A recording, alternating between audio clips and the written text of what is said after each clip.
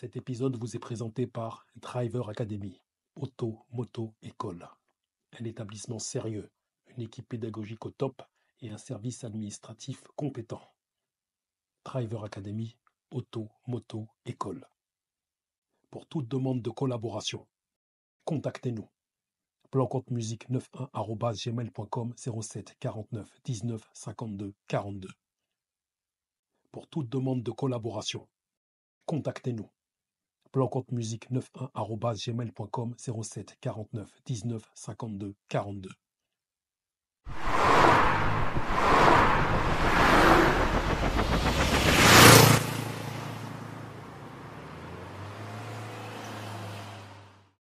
Les bails, les airs, Jomb, on dit Mogop, à Mogo, on dit Flocop, à Floco, disons-nous les choses. Aujourd'hui, je suis avec de sacrés personnages. Messieurs, comment allez-vous? Ça va, hein? Ça va bien. Ça va bien. Ça va bien. Vous allez bien?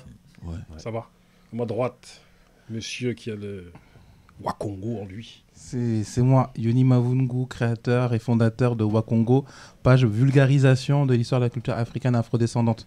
Pas historien, parce que j'ai un historien en face de moi, mais pour mettre en avant notre histoire, notre culture, parce que c'est important pour comprendre ce qui se passe aujourd'hui et maintenant. Ok. Enchanté, mon ami. Enchanté. Voilà. Enchanté à tous mes frères qui sont là. Monsieur Teddy qui est à ta droite. Comment vas-tu? Ça va. Attends, il faudrait que tu rapproches le micro de... Voilà, Ça va, par la grâce, tout va bien. Ça on va. est là, hein. Encore heureux pour la seconde fois qu'on se retrouve réunis avec de nouvelles têtes. Des têtes assez familières, on va dire. Donc voilà, Teddy, artiste, musicien, activiste, congolais et humain avant tout. Et on va débattre sur un thème que je pense que tu présenteras toi-même. Donc voilà, toujours ravi, quoi. Monsieur Pascal Troidec, élu à Grigny. Oui. Comment vas-tu? Écoute bien hein, pour un matin, mais en tout cas, ouais, très, très content de participer à ton émission et de rencontrer des nouvelles têtes. Ça va dans les deux sens. Et aussi, tu milites pour la cause palestinienne depuis Oui, un certain nombre d'années. ouais. Donc, moi, je suis breton. Hein, nous, on est une région qui vivons bien la lutte et l'oppression depuis quelques siècles. Et donc, pour ce qui est de Grigny, outre ma fonction d'élu d'adjoint au maire, j'anime une association qui s'appelle Grigny Solidarité Palestine et qui, depuis une bonne vingtaine d'années, essaye de maintenir une conscience collective et un niveau de mobilisation sur cette question. Enchanté aussi. On se connaît, mais enchanté quand même. À ma gauche, monsieur Bruce. Comment vas-tu? Bah écoute, ça va bien. Ça va. Ça va bien, tranquillement. Toujours doctorant, universitaire, Voilà, toujours. professeur. Voilà, doctorant, professeur, spécialisé sur l'histoire d'Afrique, mais l'histoire globale aussi. À Mendes France aussi, dans le 9-1. Ça a été une mésaventures, mais bon, ça, on est ça pour le off. Voilà. On se souvient de Mendes France jadis. Moi C'était de très même. sportif. Ah, assez. Très, très sportif. J'avais mon petit frère là-bas, donc c'était très sportif. À ta gauche, monsieur l'artiste, monsieur Mister C.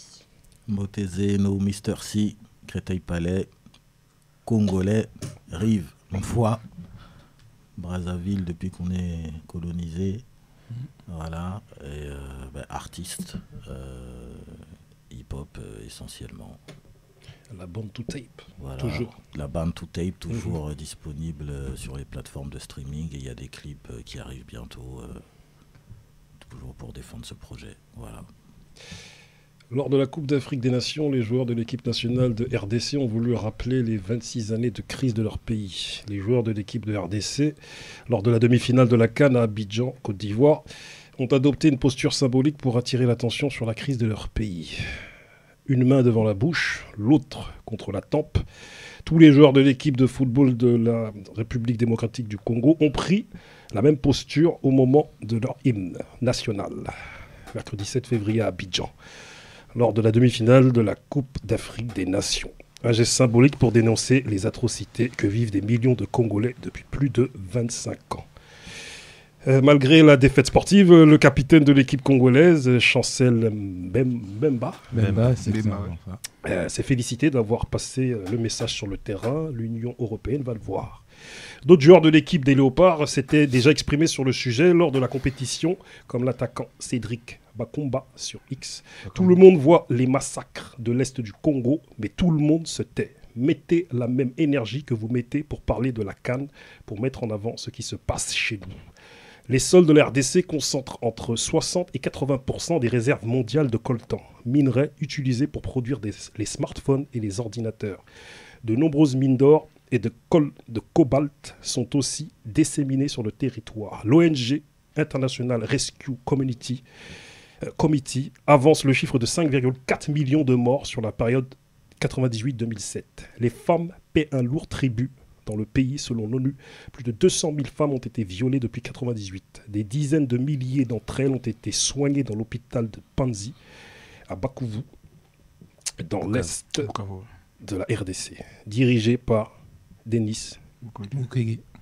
Le gynécologue obstétricien avait rappelé à la communauté internationale la situation catastrophique du pays lors d'un discours à Oslo, où il a reçu le prix Nobel de la paix en 2018. Les massacres ont continué après 2005 et jusqu'en 2020, on évalue aujourd'hui le nombre de victimes dans l'est du Congo, RDC, pour la période 96-2020 à 18 millions de morts. Le génocide des Rohingyas, c'est bien comme ça qu'on prononce, est une série de persécutions en cours par les forces armées birmanes contre les Rohingyas. En 2021, ce génocide comprend deux phases. D'abord, une répression militaire entre octobre 2016 et janvier 2017, puis la phase actuelle depuis août 2017. Cette catastrophe a provoqué le départ forcé de plus d'1 million de Rohingyas vers d'autres pays. La majorité des réfugiés s'est rendue au Bangladesh, ce qui a conduit à l'établissement de Kutupalong, le plus grand camp de réfugiés dans le monde. D'autres ont fui en Inde, en Thaïlande, en Malaisie et dans d'autres régions d'Asie du Sud et du Sud-Est où la persécution se poursuit. La Chine est responsable d'un génocide des Ouïghours selon les experts réunis à Londres. Dans un rapport de 63 pages, les experts ont conclu qu'il n'y avait aucune preuve de massacre de la minorité musulmane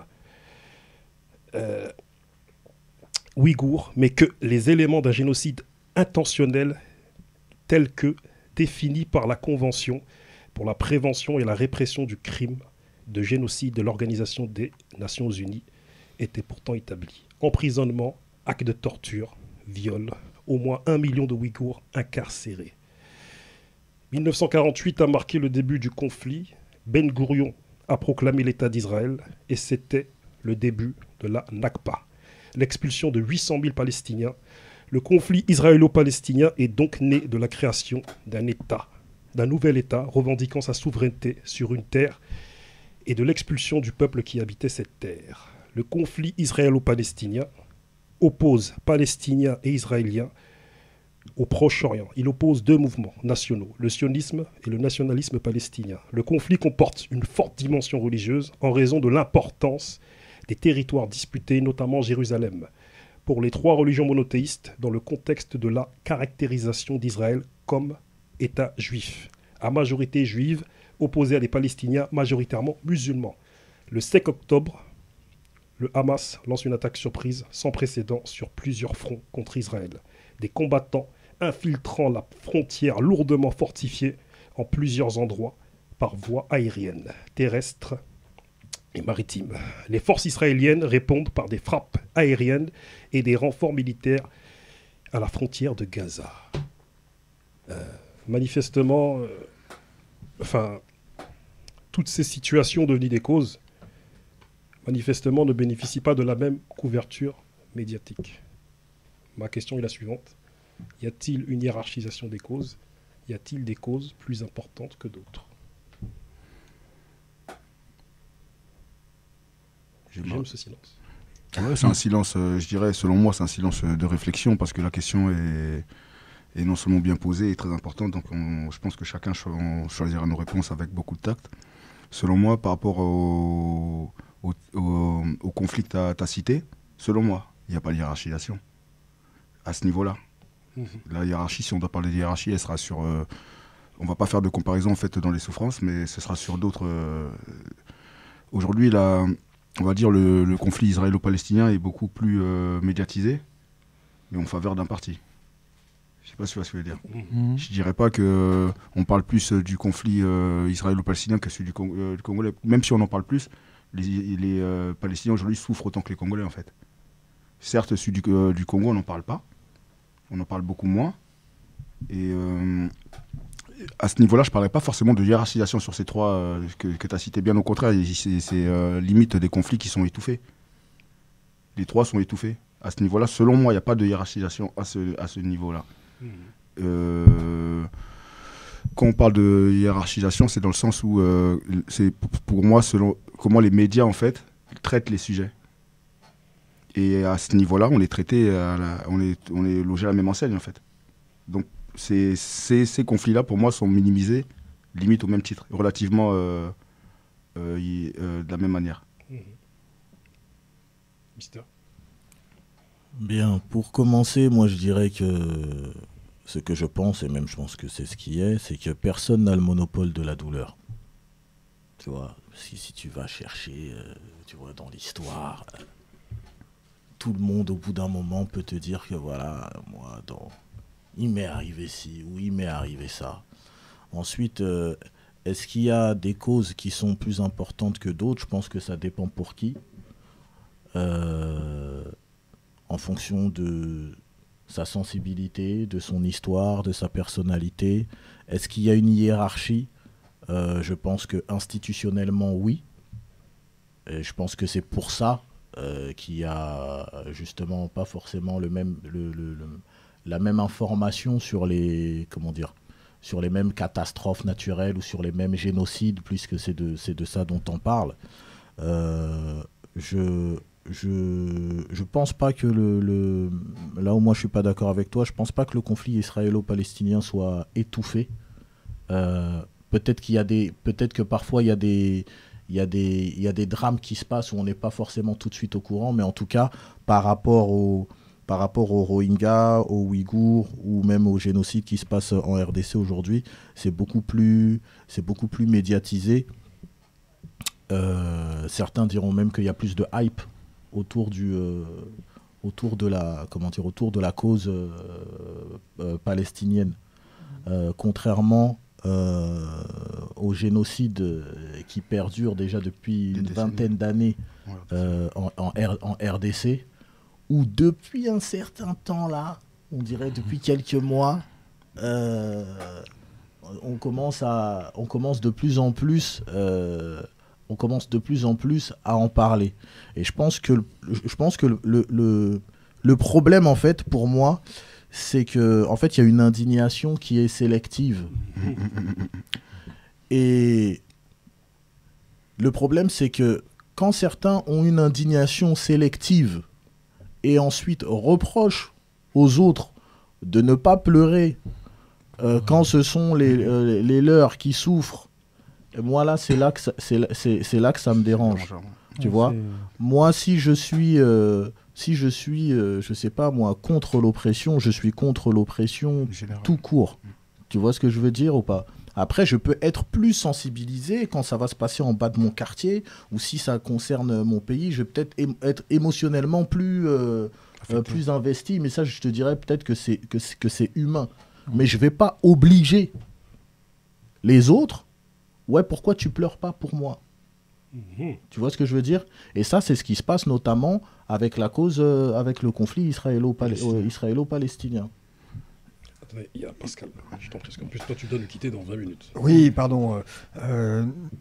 Évidemment qu'il ne devrait pas y avoir de hiérarchisation. Je suis complètement d'accord avec ce qui vient d'être dit. Si on lutte contre une oppression, on lutte contre toutes les formes d'oppression. Si on veut une société plus égalitaire, on veut une société plus égalitaire pour tout le monde. Si on veut que ce soit la fraternité qui s'exprime dans le monde, cette fraternité, elle s'exprime dans tous les peuples. Donc ça, c'est vraiment un énorme problème qui est justement cette indignation sélective auquel tu faisais référence. Parce que du coup, ça casse complètement cette notion justement d'universalité du combat contre l'oppression. Donc il ne devrait pas y avoir, c'est même un vrai problème qui est hiérarchisation, mais il y en a une médiatiquement parlant, ça c'est sûr. Et il y en a une dans les consciences, je partage ce que tu disais sur le fait que chacun peut, à partir de sa propre proximité, avoir une conscience plus développée sur quelque chose qui le touche plus particulièrement. Le niveau de conscience, normalement, va nous conduire à se dire « Ah bah tiens, subjectivement, sur cet aspect-là, je suis plus attaché ». mais je vais me projeter pour le bien commun, entre guillemets. Donc, mais ça, c'est normal de la part du citoyen, qui ait cet aspect de proximité. D'ailleurs, c'est même théorisé, c'est aussi l'histoire du 0 km, ou en tout cas de la distance entre laquelle se déroule un drame et là où on vit, et on est beaucoup plus proche de lorsque quelque chose se passe à proximité de soi. Par contre, au niveau médiatique, cette hiérarchisation qui est politique, qui est une hiérarchisation voulue par les institutions, elle pose vraiment un problème, parce que quand on regarde comment quelles sont les causes qu'elle va privilégier au détriment d'autres, on se rend compte quand même qu'il y a des tendances générales, quoi. C'est l'Ukraine, c'est plus solidarité. Bah voilà, on est dans un pays européen, nous-mêmes on est un pays européen, les gens qui habitent l'Ukraine ressemblent pas mal à des gens qui habitent la France, et quand ils ne ressemblent pas trop d'ailleurs, c'était galère pour revenir, hein, quand vous avez vu les premiers. Voilà, donc ça je dirais que c'est le must de la solidarité vis-à-vis de l'Ukraine, et à l'autre bout de la chaîne, c'est ce que tu citais, c'est les Ouïghours, c'est les Rohingyas, c'est les Palestiniens. Là, il y a quand même une réalité religieuse. Quand on regarde, on ne peut pas ne pas citer le fait que ces communautés sont des communautés musulmanes, y compris la communauté palestinienne, et que globalement, aujourd'hui, c'est quand même moins grave d'opprimer des musulmans que d'opprimer qui que ce soit d'autre, d'un point de vue général, hein. Et après, il y a un autre aspect, qui est l'aspect de l'histoire. Et je crois qu'en ce qui concerne la RDC, par exemple, c'est quelque chose qui joue. L'Europe n'a pas réglé la question coloniale. Donc, d'une certaine manière, continuer à nier des combats d'émancipation, de construction d'un projet démocratique ou de lutte contre des oppressions, pour les pays européens, il vaut mieux parler cobalt, effectivement, que parler droits humains. Donc voilà, il y a un certain nombre de hiérarchisations qui s'opèrent comme ça.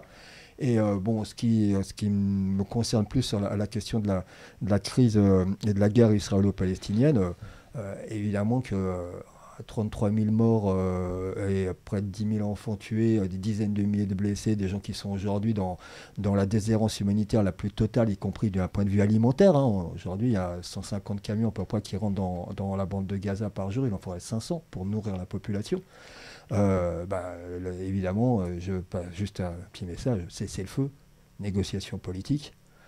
Faut arrêter les trucs de musculation là, avec Israël et l'Iran, là, où c'est en train de se renvoyer la balle allègrement, et c'est catastrophique potentiellement au niveau mondial. Mais pour ce qui est de la question israélo-palestinienne, et notamment de la bande de Gaza, la situation est tellement dramatique aujourd'hui qu'il faut continuer à ce que l'opinion publique se mobilise, et peut-être qu'un jour les institutions internationales serviront à quelque chose, parce que pour l'instant, ça semble comme des vœux pieux. Pardon.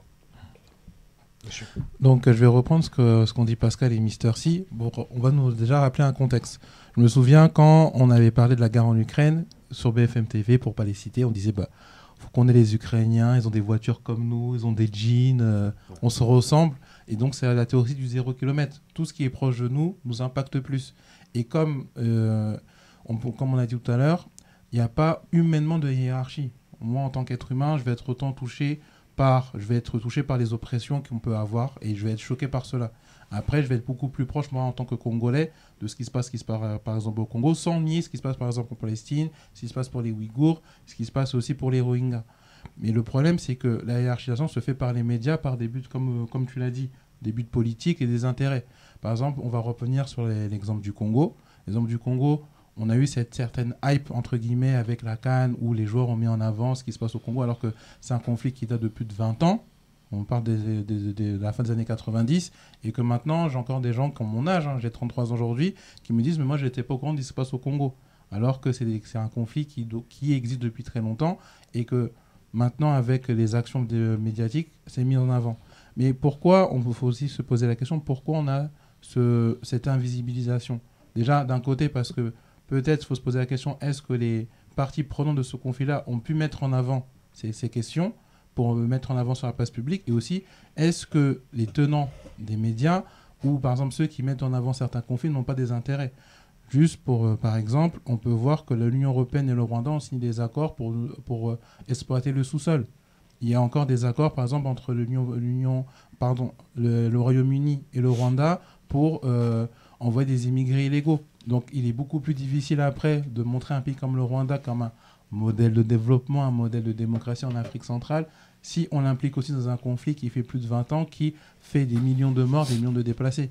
Donc la question, c'est que en tant qu'être humain, je ne peux pas faire de hiérarchie sur les souffrances. Comme tu l'as si bien dit, tous les peuples ont souffert et des peuples qui souffrent, donc humainement, ça me touche. Mais paradoxalement aussi, je vais être beaucoup plus touché si c'est mon frère qui souffre que le voisin de 5000 km. Mais maintenant, il faut dire aussi la vérité, c'est que les médias, eux, mettent l'agenda aussi de l'indignation publique et qui peuvent mettre en avant plus ou moins en avant certains conflits, et ce qui fait que ça fait l'indignation sélective. Pour ajouter ma petite pierre à l'édifice sur l'indignation sélective, les causes de l'indignation sélective, notamment vis-à-vis des conflits africains et congolais en particulier, par rapport au conflit israélo-palestinien, par exemple, par rapport aux Ouïghours, historiquement, il y a une déshumanisation des Africains déjà. Donc, ce qui fait que, concrètement, dans l'imaginaire collectif occidental, qui est celui qui influence le plus l'imaginaire mondial, la vie des Africains ne compte pas. La vie des Congolais, ensuite, si on se rapproche, dans le cadre colonial, compte encore moins, en fait.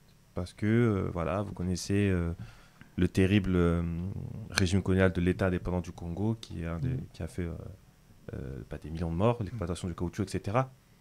Et c'est vrai que ça a fait scandale même en Europe à l'époque, mais historiographiquement parlant, c'est revenu à la surface que dans les années 2000, en fait, cette histoire-là du caoutchouc du sang. Donc c'est un drame, des millions de morts qui n'a été visibilisé que assez récemment. Donc en fait, historiquement, il y a une déshumanisation des Africains et des Congolais qui se poursuit jusqu'à aujourd'hui.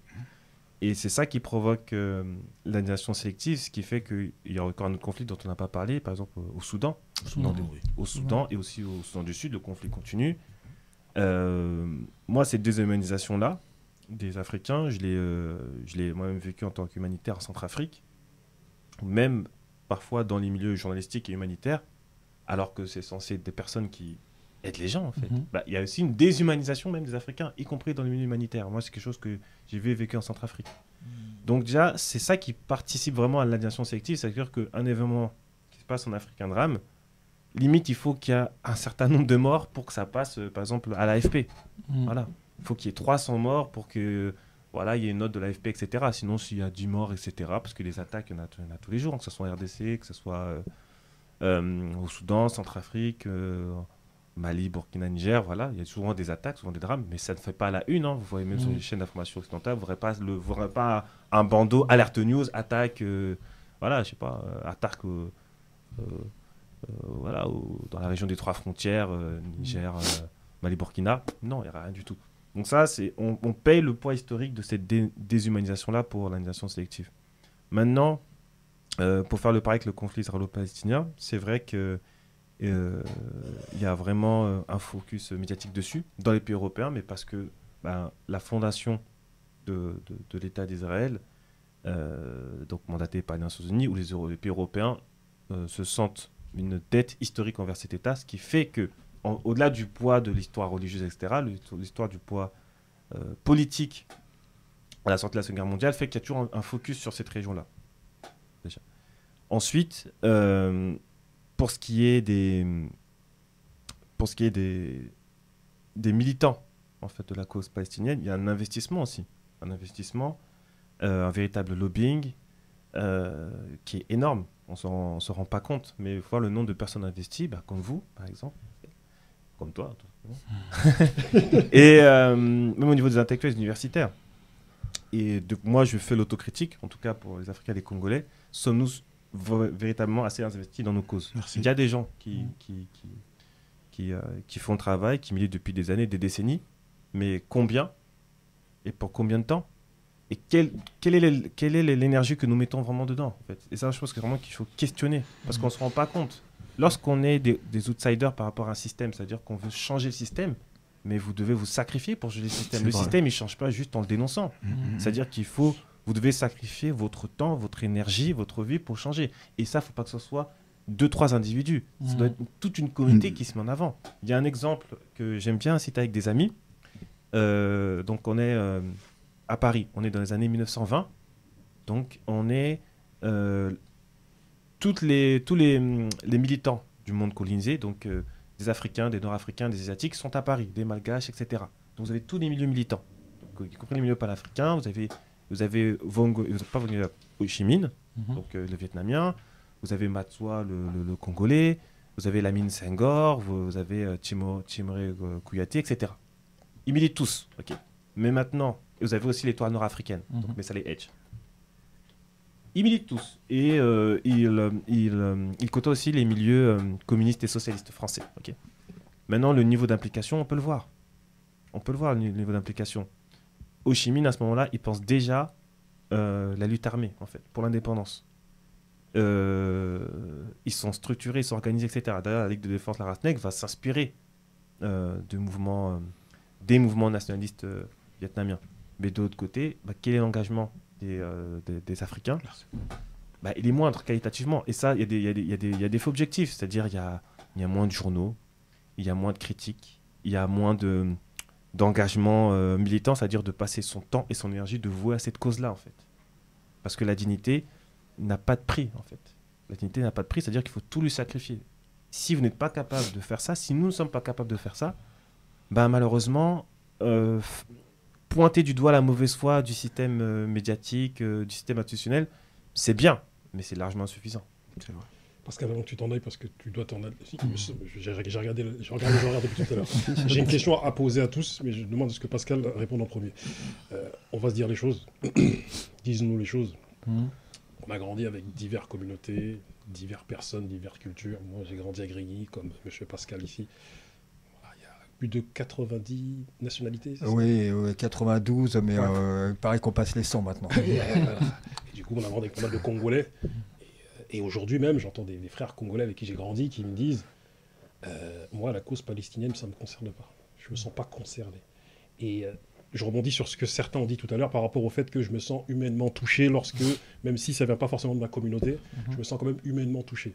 Mais moi, la question que je me pose et que je vous pose à tous, c'est est-ce qu'en vérité, ce matraquage qui a engendré un formatage aussi des cerveaux, parce que le matraquage médiatique, il a de l'influence sur les cerveaux des gens. Et du coup, j'ai l'impression qu'il y a des gens qui aujourd'hui sont désensibilisés, c'est-à-dire même par rapport à d'autres causes. C'est-à-dire tant que ça ne les touche pas et que ça ne touche pas leur communauté, et vas-y, moi, et je le vois même avec des jeunes dont je m'occupe dans le cadre de l'insertion sociale, qui ont grandi avec des images tellement violentes que lors d'un débat que je menais, il me semble, avec mon ami Barbery et sa femme, par rapport à Sopark, c'est Transmission 91, il y a une petite qui nous a dit, lors d'un débat, qui nous a dit, vous savez, nous, on est une génération d'insensibles. Et je lui dis, mais... Et tout le monde est en train de parler, elle a dit ça comme ça. Et moi, je lui ai dit, attendez. Tu peux répéter, s'il te plaît? Oui, on est une génération d'insensibles parce qu'on a grandi avec des images super violentes. Donc du coup, nous, même des têtes qui se font couper, des mains coupées, vu qu'on a grandi dans tout ça, avec des réseaux sociaux tels que Telegram ou d'autres encore, nous, on est plus... Enfin, on est insensibles. Enfin, c'est ce qu'elle m'a dit, tu vois. Du coup, voilà, la question que je voudrais te poser, Pascal, et à vous tous, c'est est-ce que réellement, tout le monde se sent touché par toutes les causes, à cause de tous les éléments dont j'ai parlé précédemment, tu vois? Évidemment, non, mais en même temps, normal, hein, on peut avoir des gens qui n'ont pas envie de s'intéresser à des causes collectives, qui ont envie juste de leur bonheur individuel, et bon, ça, c'est respectable, c'est peut-être dommage pour les militants, mais et triste pour les militants, mais chacun a le droit effectivement de vivre à sa manière. Moi, j'entendais par rapport à la conscientisation et à la mobilisation au niveau de la communauté congolaise, je crois qu'il faut faire gaffe à ne pas culpabiliser les gens, parce que ce que tu dis est vrai, hein, est réel. Après, clairement, si on veut que les gens se mobilisent, il faut les emmener dans quelque chose de positif, dans une aventure commune. C'est ce qu'on essaie de faire à l'échelle d'associations, qu'elles soient Propal ou sur d'autres causes, de maintenir en fait un filet de conscientisation, d'information et de mobilisation qui fait qu'à des moments donnés, quand il va y avoir une augmentation, une accentuation de la crise ou de la médiatisation, on va pouvoir se servir du travail qui a été mené dans le temps masqué, entre guillemets.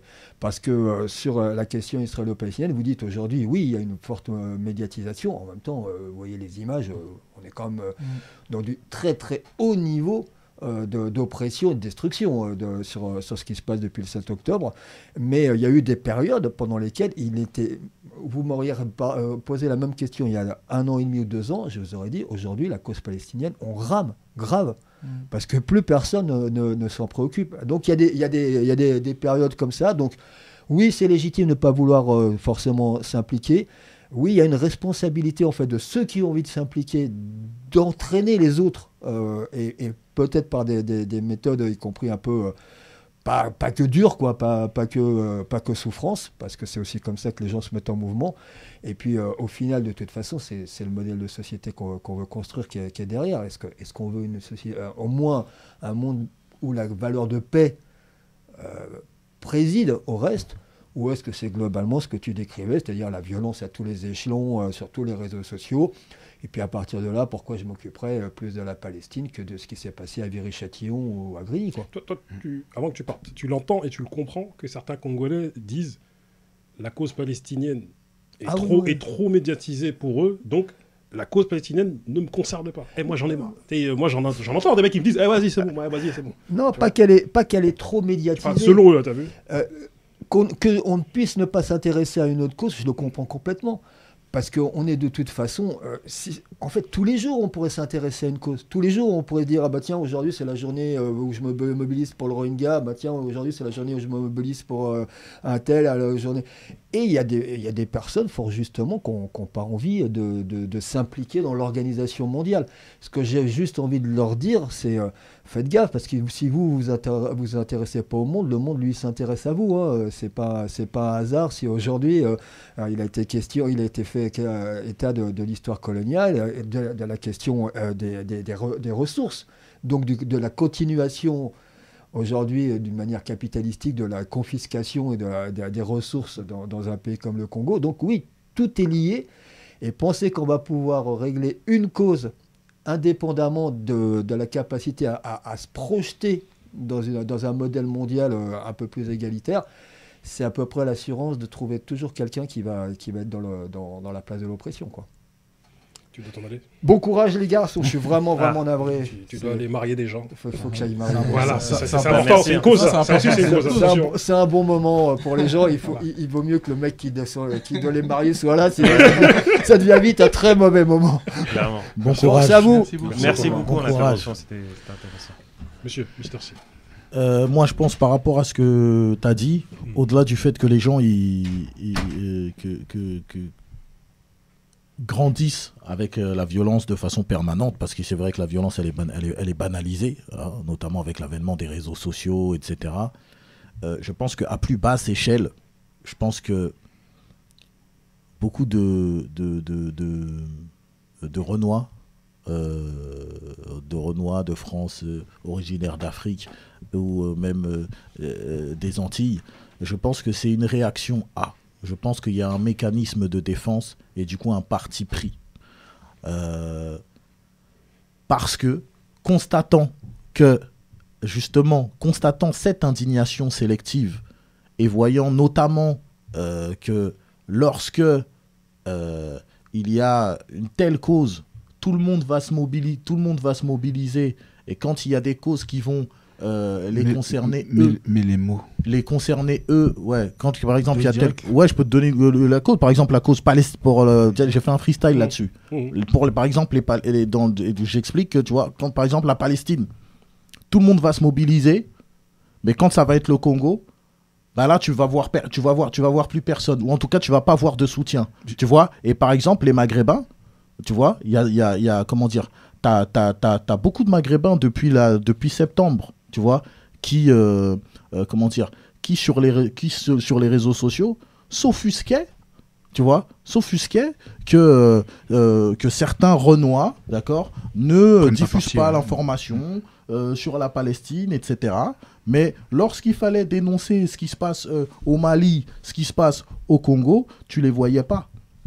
Tu vois ce que je veux dire? Et je pense que du coup, bah, t'as des Renois qui se sont dit, bah attends, donc moi quand il y a comment dire, tant qu'il y a la cause, que ce soit pour la Palestine ou pour là-bas et tout, etc., machin, je vais, mais quand c'est pour nous, on nous soutient pas. Donc je pense que c'est en réaction à ça que tu t'en as qui vont dire bah moi ça me concerne pas, etc. Je pense pas que c'est une insensibilisation. Je pense que c'est un parti pris. Une réaction, c'est une réaction.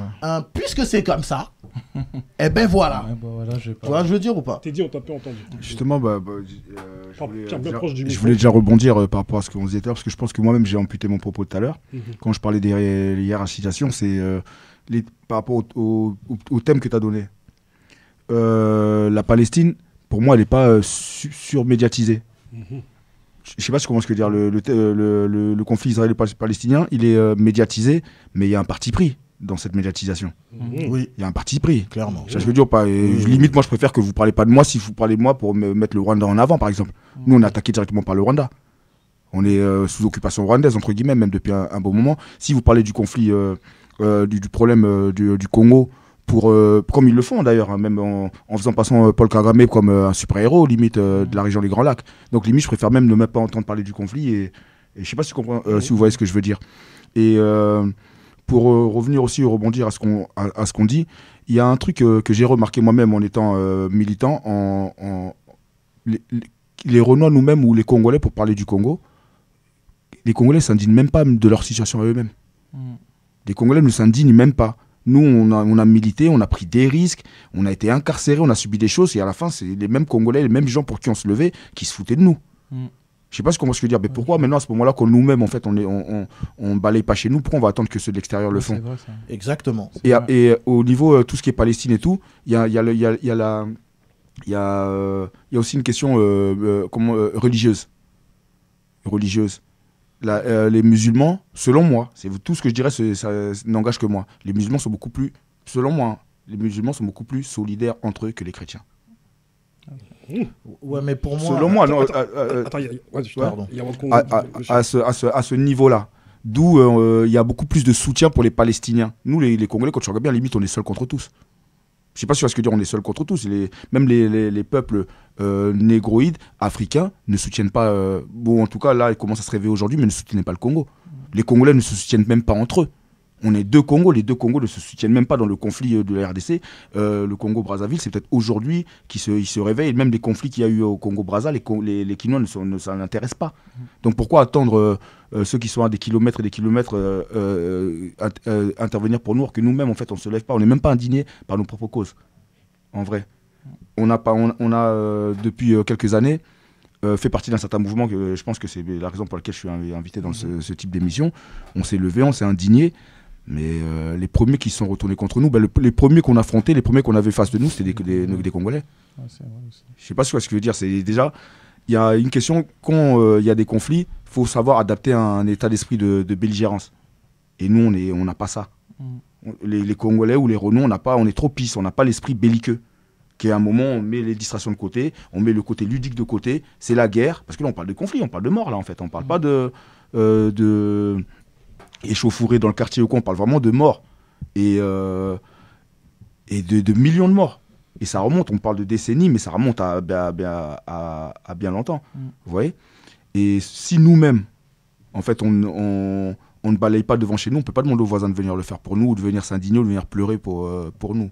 Ça, c'est vraiment, selon moi, pour le truc de ouais, mais eux, ils ne le font pas, eux, on ne va pas s'impliquer dans leur truc, mais impliquons déjà nous, c'est déjà trop, en fait, on a déjà beaucoup à faire. En tant qu'humain, c'est logique en fait qu'on se sente concerné, mais être activiste dans tous les, c'est impossible. C'est vrai. Tu peux être indigné, oui, il se passe des trucs, même en Ukraine, ce qui se passe en Ukraine ou en Russie, ça nous touche, parce que c'est des humains. Sans ça, moi je peux être actif. Selon moi, je veux pas péter au plus mon cul, uniquement sur ce que je connais. Et même sur ce que je connais, j'ai même pas la maîtrise. Je sais pas ce que Excuse-moi, juste Bouba, avant que j'oublie, ce que je veux dire, moi, tu as vu, j'ai jamais vu de Renois demander comment dire, en tout cas concernant ces conflits-là, ou de Congolais, demander à d'autres de s'indigner ou de s'impliquer. Moi, ce que j'explique, c'est, il y en a qui, constatant l'indignation sélective, se sont dit, puisque c'est comme ça, maintenant, je m'occupe que de maintenant je m'occupe que de ce qui me concerne. Ouais, c'est vrai. Mais c'est pas qu'ils sont dans l'attente. C'est que voyant que et ils vont se bouger lorsqu'il y a une cause. Voilà, Mais tu sais que beaucoup beaucoup ne savent pas ce qui se passe en fait dans certains trucs. Oui, parce mais- que nous-mêmes, en fait, on n'en parle pas. Il y en a plein qui ne savent pas. Oui, mais après, je vais te Ouais, laisser, y a pas de souci, je y a vais pas te de laisser souci. parler, excuse-moi, mais par rapport à ce que tu dis, effectivement, beaucoup de Congolais eux-mêmes ne savent pas. Ne savent pas déjà même ne chez savent nous-mêmes pas ce qui ne se savent pas passe. ce qui se Il faut passe. savoir ce qui se passe Pour pouvoir euh, dénoncer ou même Monsieur se placer, Wakongo, ouais. monsieur Bruce, vous avez pas pris Ok. la parole, je t'en prie. Ok, après pour répondre sur le côté, quand tu disais que par exemple il y a des Congolais autres qui disent on veut pas s'impliquer dans le conflit israélo-palestinien parce que ça ne me concerne pas, tu as une bonne analyse, c'est aussi un temps de réaction. Aussi un temps de réaction parce que on a vu par exemple ce qui se passait en Tunisie à Sfax, où on a par exemple chassé des populations venues d'Afrique subsaharienne et on voyait pas par exemple des gens qui s'indignent de ce qui se passe en Palestine dire mais c'est pas normal qu'en Tunisie on vire des personnes qui sont là de manière légale, qui sont des étudiants, parce qu'il y a eu peut-être un conflit entre un Tunisien et je sais pas un Camerounais, un Congolais, etc. on a jeté des gens dans le désert. Donc après c'est quand même cocasse de dire maintenant dans un conflit, maintenant vous venez parler sur un conflit parfois que les gens disent mais moi je suis pas dedans. Tu m'imposes de rentrer dans un conflit, je ne suis pas dedans. Et quand moi, par exemple, j'avais mes parents qui étaient dans des pays du Maghreb, qui étaient victimes de violences, de racisme, on a vu des femmes se faire attraper à Sfax, au bord du désert, être violentées. Il n'y avait pas eu de réaction particulière. Limite, on voulait justifier ça par le fait que non, c'est normal qu'on fasse cela. Et on est des êtres humains. Moi, demain, mon frère se coupe la jambe, j'aurais beaucoup plus mal pour mon frère que Jacqueline, la voisine d'en bas, que je ne connais pas. Après, c'est pas pour ça que je vais être insensible et dire c'est bien fait pour elle, mais mon frère, c'est mon frère. Donc je vais toujours être beaucoup plus touché parce que c'est quelque chose qui est beaucoup plus proche que moi.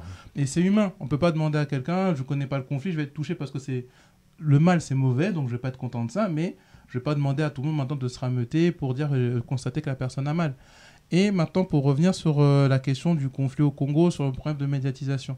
C'est vrai qu'il y a il y a eu déjà des gens qui étaient sur le terrain, ce qu'on appelle les combattants, qui comptaient sur le terrain, qui ont voulu mettre en avant ce qui se passe au Congo. Et comme tu l'as dit, mon frère, c'est des personnes après qu'ils ont fait une opposition, ils ont fait l'opposition des Congolais eux-mêmes qui ne voulaient pas, agir, parce que comme tu le dis, Bruce, c'est que quand tu es militant, c'est pas juste dire, bon voilà, j'ai posté un truc sur Instagram, sur Skybug à l'époque, ou que sais-je, dire, voilà, j'ai fait ma part. Être militant pour combattre pour une cause, c'est s'investir et aller à fond dedans. C'est tout un travail de fond, de sacrifice aussi. Et ce que vous nous avez dit, ça me rappelle l'interview que j'avais vue de Ménéric, celui qui met en avant l'association Lisanga Banamboka, qui a organisé beaucoup de marches pour le Congo sur Paris, qui était aussi il devait être là aujourd'hui. qui était aussi un combattant, qui avait vu aussi cette problématique-là de se dire on y va, mais on voit que on n'arrive pas à ramener la population. Donc, il a fait un autre type de militantisme pour que ça amène plus de masse. Mais il ne faut pas oublier que le cœur du combat, comme tu reprends l'exemple là, des années 20, on ne va pas faire des poèmes « Oh, Congo, tu souffres et nous pleurons ». C'est OK, c'est bien de dénoncer, mais qu'est-ce qu'on fait concrètement sur les actions concrètes pour justement soit mettre en avant le conflit, parce que c'est pas normal que même des Congolais, que ce soit du Congo Mfwa ou du Congo Kin, se disent je sais pas ce qui se passe à l'est du pays. Je ne sais pas ce qui se passe à l'est du Congo. Je ne suis pas au courant qu'il y a des records de déplacés en interne dans un pays. Ce n'est pas normal. Et du coup, c'est tout un travail à faire. Mais il faut faire plusieurs volets de conscientisation. Comme nous l'avait dit Pascal, il faut déjà maintenir un niveau de conscientisation constant. Comme ça, quand il y a des grosses crises, on est déjà prêt. C'est comme le vaccin, en fait. Déjà, tu as déjà un niveau d'alerte. Et dès que ça arrive, tu as une réaction. Et pas juste se dire que, bon... là, ça hype.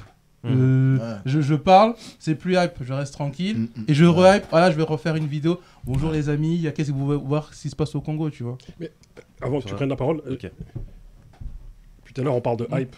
Qui dit hype dit réseaux sociaux. Et c'est très paradoxal de hyper sur des drames. Mais aujourd'hui, c'est malheureusement, c'est comme ça que c'est le médium de notre époque. En fait. On peut pas faire sans. Le problème, c'est que c'est un médium, c'est un moyen, donc c'est superficiel. Et du coup, faire une synthèse de... Mais là, je suis d'accord avec toi, Mister6, et quand tu dis que c'est souvent en réaction, genre ce rejet, etc. Sauf que si on n'a que des réactions négatives, en fait, c'est pas porteur. Il faut, là, la raison, parce qu'elle est mal son parti, donc lui donner raison alors qu'elle n'est pas là, mais il faut être porteur d'un projet positif. C'est-à-dire qu'il faut le combat pour la dignité humaine, et la nôtre, c'est quelque chose de positif. Et c'est en ça que c'est quelque chose d'universel, en fait. Sauf que pour porter, et là je vais citer Tolstoï, parler de son village, c'est pas universel. Tu vois, c'est-à-dire que tu peux très bien parler de tes soucis, mais si tu en parles de manière profonde, eh ben, Exactement. ça va toucher n'importe quel humain. Ça va toucher, qu'il soit congolais, Ouais. africain, asiatique, etc. Ouais, je suis Mais pour d'accord. cela, il faut que ça soit enraciné, profond. Uniquement, tu parles du niveau de conscientisation. Mhm. Sauf que nous, on n'a même pas atteint ce niveau-là Ouais, de c'est ça, C'est conscientisation. ça, En fait, exactement. on n'a pas ça, atteint ce niveau- minimum-là, en fait, minimum-là dont de tu parlais. conciliation.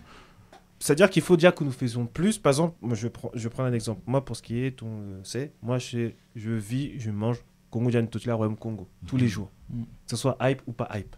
Ce qui fait que dès que c'est un événement un peu, tout ça, eh ben oui, je peux dire mon contenu, tout sur le Royaume du Congo. Mais parce que je vis la culture Congo tous les jours. Tous les jours, tous les jours, tous les jours.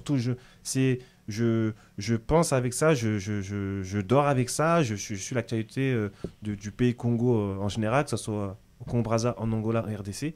Ça m'anime. Et c'est ça, en fait, le militantisme. C'est des choses qui doivent nous animer constamment. Constamment, ouais. Constamment. Et c'est ça qui apporte le niveau de conscience. Et ensuite, le troisième volet, par rapport à toi, ce que tu dis, ce qui a manqué dans l'organisation militante, c'est tout simplement l'organisation aussi.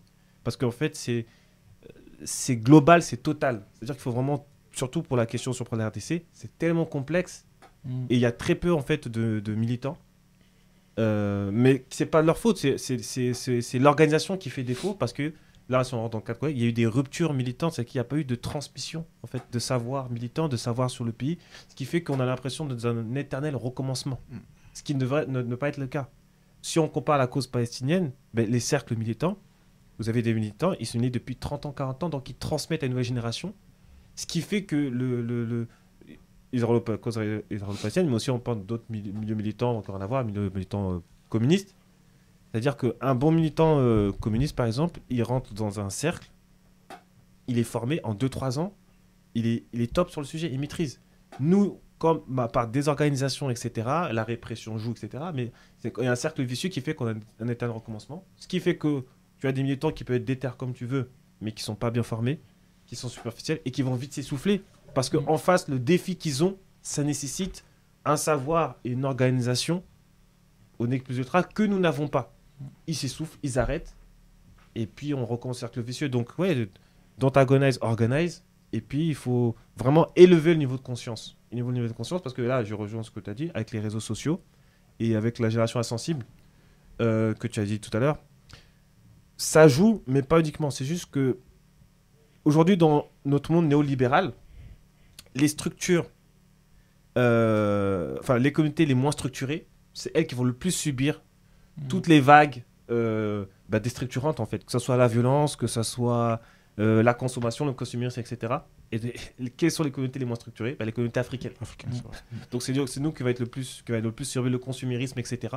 Parce que nous n'avons pas les bonnes structures, en tout cas, nous n'avons plus les bonnes structures, notamment familiales, communautaires, qui permettent de résister et de s'ancrer à tout cela. Parce que tout le monde se mange les vagues de néolibéralisme, mais les communautés résistent plus ou moins bien. Et nous résistons le moins à toutes ces vagues-là. Donc, qu'est-ce qu'il faut faire, à mon avis?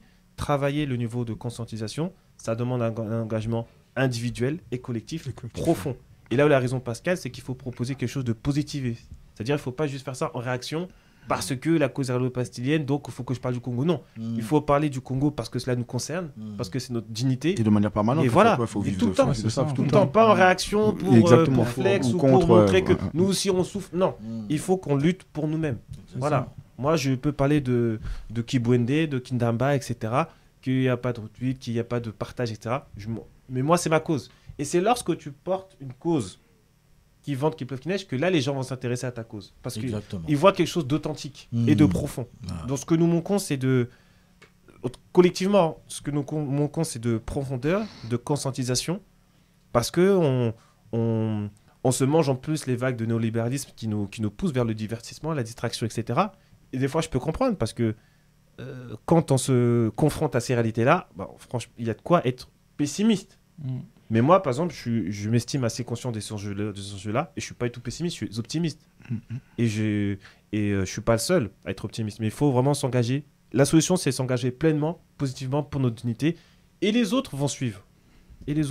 Moi, je pense. Mais c'est nous qui devons être les premiers convaincus et les premiers promoteurs de nos enjeux. Et à 100%.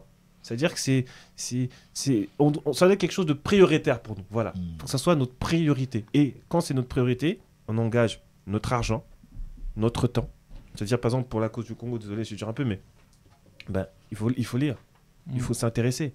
Il faut qu'il y ait des gens qui soient engagés, par exemple, dans les études des sciences humaines et sciences sociales. Ça, c'est un truc tout bête. Un exemple, moi, quand j'étais en Master 1, je suis allé à l'EHESS en histoire et j'avais pris un séminaire sur les conflits, etc. Il y avait un militant algérien pour la cause palestinienne. Il avait 21 ans, il avait déjà écrit un bouquin sur les le soutien de l'Algérie à la Palestine. Moi qui m'estimais assez engagé, je me suis dit non, en fait, nous, on n'est pas sérieux. En fait. Et ce gars-là, c'est juste un étudiant. C'est un parmi tant d'autres.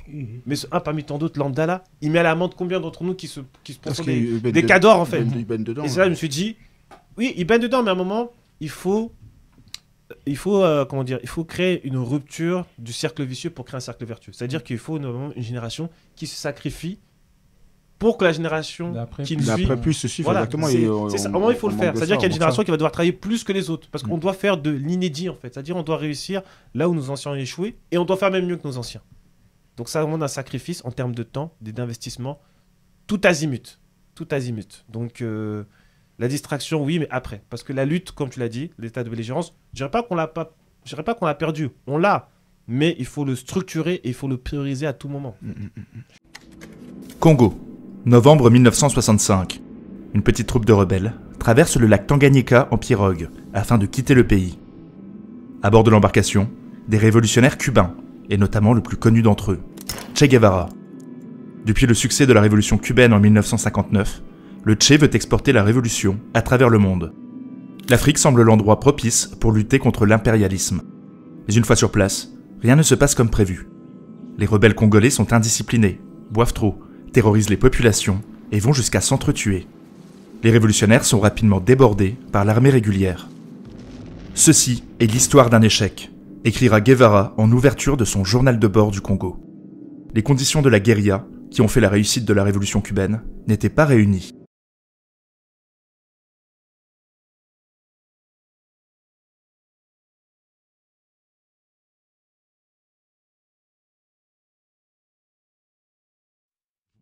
Pour te dire, hein, il y a quelqu'un qui m'a dit un truc, une amie à moi, une très bonne amie à moi, elle me parlait du sujet des Congolais dans le rap. Très puissant. Tout le monde ici, voilà, on va dire très puissant, très fier, on est très content. Elle m'a soulevé un sujet, j'ai dit, ah ouais. Elle a dit, il y a un truc, c'est une Congolaise, hein. Big up à elle, Diane, elle a dit, il y a un truc